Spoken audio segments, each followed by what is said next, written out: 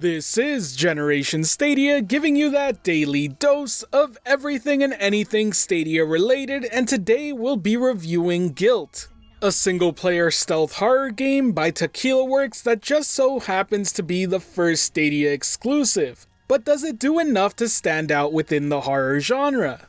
Even more important, is it good enough to recommend?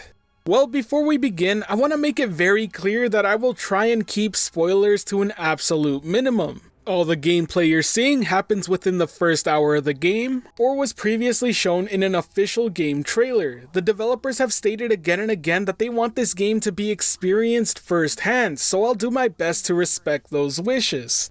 Now let's dive right into the review, starting with objective and gameplay.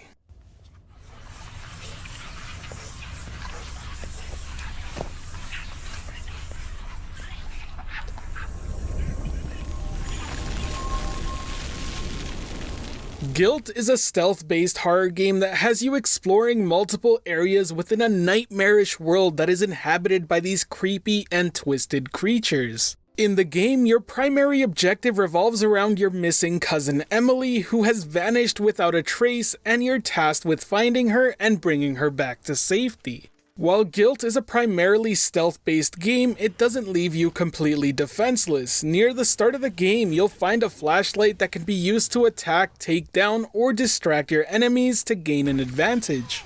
Do note that using the flashlight offensively will drain the battery, and to replenish it, you will be required to find battery packs laying around the area.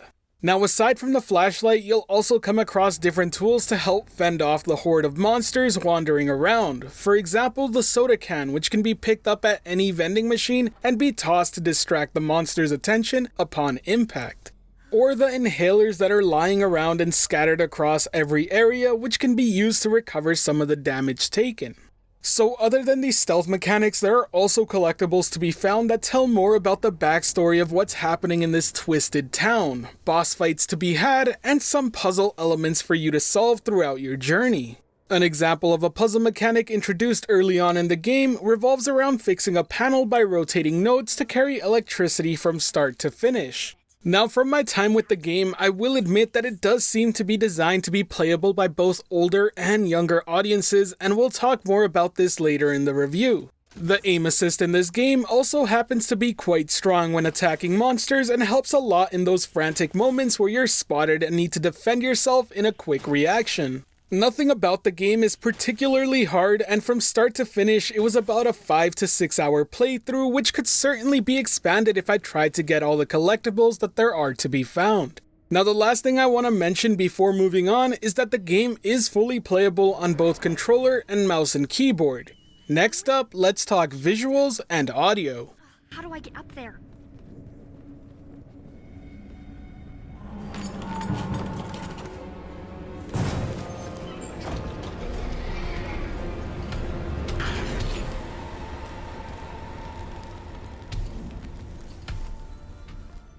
Gylt, at a quick glance, really shows off its beautiful cartoon-like art style that's very reminiscent of Tim Burton films, and like those films, absolutely delivers in creating a sense of eerie dread. I really do have to applaud the amount of effort that was put into making this game look so nightmarish while also keeping it very suitable for a younger audience. As I stated earlier, this game seems to be made with both the younger and older crowd in mind, and I mean it. In fact, I would say that if you want to introduce someone younger to the horror genre, this is a fantastic starting point. The story, but more importantly, the message Tequila Works is sending here is something that both older and younger generations can relate to. The enemy design is creepy and unsettling, but never crosses the border of being grotesque or gory. Speaking of enemies, you will encounter a variety of them as you get through the game, and each has a unique design that really pops out. One of my favorite examples would be the mannequin-like figures that twist their head around while patrolling an area, and if you get close enough for them to attack you, their faces will open up and reveal the true monster underneath. The environments also do a fantastic job on making the town feel overrun and abandoned, but more importantly, they serve as a great way to tell the story that Gylt is presenting. The walls will have messages and hints as to what is going on, and by the time you progress toward the end, it will all paint a clear message about what Tequila Works wants to get across with their game.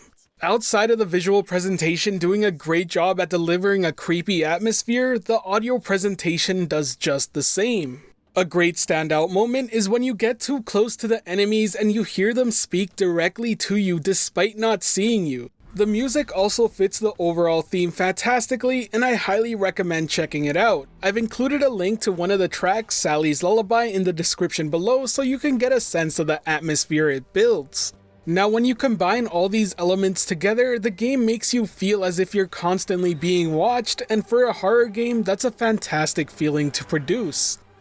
Next up, let's discuss my overall thoughts on the game. Are you lost? Can you help me, please? I need to take the cable car home. It's late. You're lucky I'm still here. I'll send you down. Just grab a ticket. Why can't you just let me in? It's important, little girl. You can't ride without a ticket. Okay.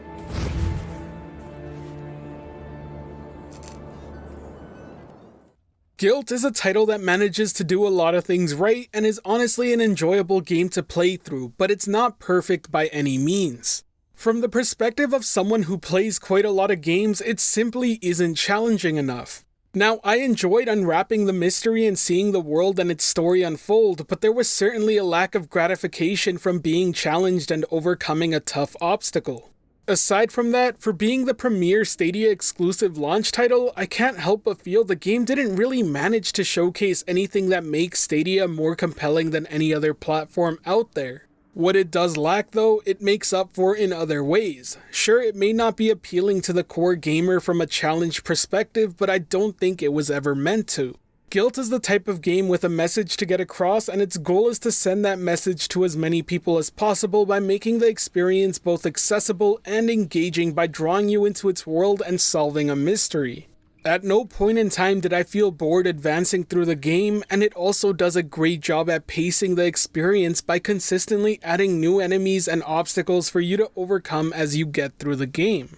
So to conclude, do I recommend Gylt? Yes, but don't go in expecting a game that will challenge your skills or be a showcase of what Google Stadia can do. Gylt is a good title that excels at world building and storytelling through its visual and audio design. It offers satisfying gameplay even if it does happen to be on the easy side. It's also being priced to match the amount of content it offers, which also makes it an easier recommend and a purchase too. As such, Gylt will be getting an 8 out of 10.